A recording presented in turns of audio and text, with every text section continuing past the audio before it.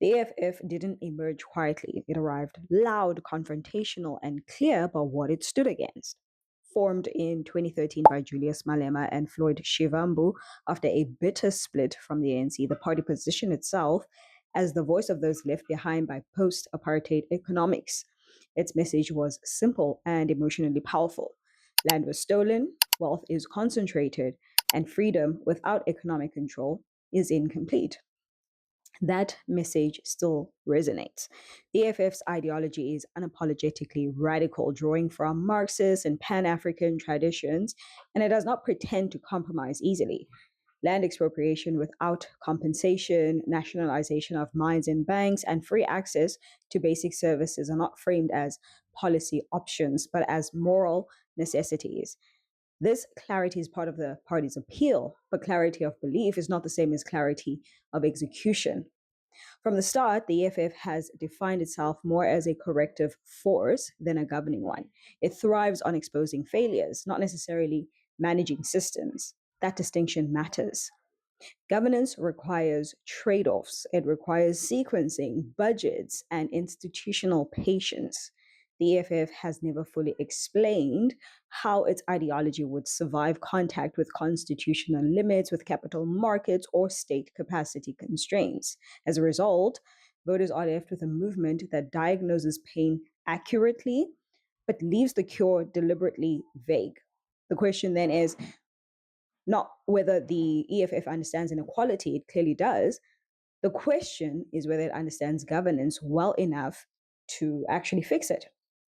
In Parliament, the EFF is effective at what it was built to do: disrupt, provoke, and force uncomfortable conversations. Since entering the National Assembly in 2014, it has consistently used procedure, protest, and litigation to apply pressure on ruling parties. This has kept issues like land reform, student debt, and wage inequality in the national conversation. The party's willingness to challenge tax increases, oppose VAT hikes, and attack coalition compromises shows an instinct to position itself as the defender of the poor. But none of this is governance. Parliamentary disruption tests ideas, it does not implement them. The EFF has never been responsible for running a national department or managing a budget cycle or delivering services at scale. Its strongest moments are symbolic, not administrative. Court challenges, walkouts, and headline grabbing speeches are tools of opposition, not proof of executive competence. When asked to explain how its policies would be funded or phased in or insulated from economic shock, the answers tend to retreat back to ideology. And that is a problem. South Africa's challenges are not abstract. They involve collapsing infrastructure, weak municipalities, capital flight, and high debt. Governing in that environment demands technical skill and institutional discipline. So far, the EFF has shown energy and courage, but not operational readiness. Until it moves beyond protest politics into tested administration, trust in its governing ability remains theoretical. Public trust in South African politics is low across the board, and the EFF is not exempt from that trend. While its supporters see honesty and boldness, critics see inconsistency and performance politics. One of the biggest issues is coherence. On some days, the party presents itself as a nationalist force focused on land and sovereignty. On others, its messaging shifts toward open borders and global solidarity, creating confusion about where its priorities truly lie. Governance requires consistency. Investors, civil servants, and citizens need to know what direction the country is moving in, not just what it is angry about today. The EFF also faces internal strain. High profile departures, disciplinary disputes, and fluctuating support suggest that the party's internal systems are not as stable as its external messaging. That matters because a party that cannot manage itself struggles to manage a state. Julius Malema remains the center of gravity. His intelligence and political instinct are undeniable, but the party's dependence on his voice raises questions about institutional depth. What happens when leadership is challenged, when it is distracted, or when it is just wrong. Trust in governance grows when institutions outlast personalities. At present, the EFF still looks personality driven rather than systems driven. That doesn't make it irrelevant, but it does make it risky as a governing choice. This is where the real test lies. The EFF's promises are not small tweaks, they are structural rewrites of the economy. Land expropriation, nationalization, and free services would require constitutional changes, massive administrative overhaul, and careful economic management to avoid collapse. These are not impossible goals, but they are complex ones. The EFF rarely engages that complexity in public. Instead, it treats resistance as proof of moral failure rather than as a technical obstacle to be solved. That approach works in rallies, but not in government. South Africa's state capacity is already strained. Rolling out radical reform without strong institutions risks worsening inequality rather than fixing it. On wages, the EFF supports increases, but has not produced detailed economic models showing how higher minimum wages would interact with small business survival and employment levels. On land, it speaks boldly but offers limited detail on productivity, financing, or food security. The gap between intention and execution is pretty wide.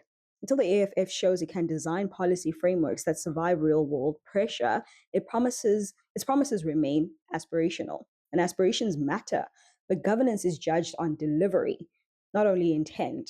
And delivery requires far more than revolutionary language. If the EFF wants to be trusted with real power, its positions must hold up against the country's most urgent priorities. On Starlink and digital sovereignty, the EFF positions itself as a hard stop. It has publicly opposed relaxing licensing or empowerment laws, threatened parliamentary resistance, and framed Starlink as a foreign sovereignty risk, and that matters. Those are real political actions, but opposition is not governance. Beyond blocking entry, the party has not produced a coherent national security framework for satellite internet. No regulatory roadmap, no technical standards, no internal coordination strategy. Standing up to a global actor like Elon Musk requires more than protests. It requires institutional capacity. It requires policy depth and execution. On this issue, resistance is visible. Governing readiness is not. On defense, including nuclear deterrence, the EFF is largely silent. South Africa's past nuclear capability and current geopolitical risks demand clarity, yet the party has not articulated any alliances or legal pathways or long term security planning. On wages, the EFF supports higher pay in principle, but moving toward a 50 Rand per hour minimum wage would require careful economic modeling and phased implementation, areas where the party has no governing track record. Land reform is where the EFF is most aligned with public frustration, but even here, its proposals stop short of detailed execution plans that balance redistribution with economic productivity and food security. On small business, the party favors local industry over foreign firms, but has never managed procurement systems or industrial policy at scale. Across these priorities, the pattern is consistent. The instincts often align with public sentiment, but the delivery mechanisms tend to be missing. National governance does not happen in isolation. Any party in power must navigate global markets, trade agreements, diplomatic pressure, and capital flows. The EFF often frames these forces as hostile or exploitative, which resonates emotionally but creates governing risk. Countries that aggressively challenge global capital without credible alternatives often face currency shocks, investment withdrawals, and rising cost of living, outcomes that hit the poor first. The EFF has not demonstrated how it would protect South Africans from these pressures while pursuing radical reform. It has not shown evidence of relationships with major global blocs or development banks or regional partners that could cushion economic transition. This matters because ideology does not negotiate trade deals or stabilize currencies. Institutions do. A governing party must reassure citizens that reform will not lead to economic freefall. So far, the EFF has not made that reassurance credible. Its approach suggests a comfort with confrontation, but limited preparation for consequence management. That doesn't disqualify it from politics, but it does weaken trust in its readiness to govern a complex, globally embedded economy like South Africa's. There is value in what the EFF does well. It keeps pressure on the system. It refuses to let inequality just fade into background noise. It energizes young voters and forces uncomfortable debates that other parties avoid. In that sense, the EFF plays an important role in parliament. But that role is not the same as running the state. Executive power demands restraint, it demands consistency and long term thinking.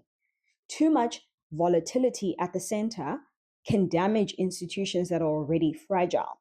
Giving the EFF limited influence to push land reform, to challenge corporate capture, and fight for better wages may be the healthier option. Giving it unchecked control of the entire policy environment is another matter. The party's tendency toward maximalist positions and rapid shifts in emphasis raises the risk of policy instability. South Africa does not need more uncertainty. It needs reform that is bold but controlled. Until the EFF demonstrates that it can focus its energy into specific discipline governance goals, trust in its ability to run the whole system remains questionable. The EFF speaks to real pain. It has reshaped national debate around land, inequality, and economic power in ways that cannot be ignored. That alone gives it political relevance, but relevance is not readiness. The party has not yet shown that it can design, implement, and sustain complex national policy under real world pressure. Its internal coherence is uneven, its policy execution frameworks are thin, and its global strategy is underdeveloped. Julius Malema's intellect and energy are assets, but they are not substitutes for institutional depth. The AFF may belong in parliament as a force that pushes boundaries and keeps elites uncomfortable, but trusting it with full national governance requires evidence that does not yet exist. The real question then is, can the EFF build durable alliances at home and abroad? Can it develop the technical skill to manage a modern economy and channel its revolutionary energy into disciplined statecraft? Or will it repeat the pattern of movements that burn brightly in opposition and falter when handed the keys to the state? Where do you believe the EFF is headed in the next 5, maybe 10 years?